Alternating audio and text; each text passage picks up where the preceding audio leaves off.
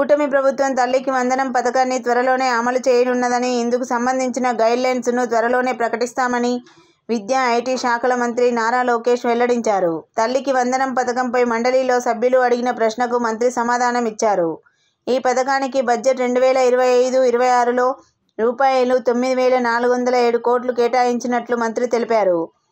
ఇక మండలిలో ప్రశ్నోత్తరాల సమయంలో వైసీపీ సభ్యులు లేవనెత్తిన ప్రశ్నలకు మంత్రి లోకేష్ బదులిచ్చారు. తల్లికి వందనం సహా అన్ని సూపర్ 6 పథకాలు అమలు చేస్తామన్న లోకేష్ నిరుద్యోగ వృత్తిపై సభ్యుల ప్రశ్నలకు సమాధానాలు చెప్పారు.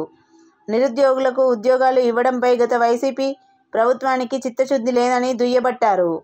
మొదటి ప్రశ్న సమాధానం, మన ప్రభుత్వం కొత్త పథకం తల్లికి వందనం ప్రకటించడం జరిగింది. త్వరలో గైడ్ లైన్స్ కూడా ప్రకటిస్తాం. రెండో ప్రశ్న సమాధానం, బడ్జెట్ లో 9,407 కోట్ల రూపాయలు కేటాయించడం జరిగింది. మూడో ప్రశ్నకు సమాధానం అవునండి. నాలుగో ప్రశ్నకి సమాధానం, వివరాలని ఎనెక్చర్ 1లో పొందుపరచడం జరిగింది.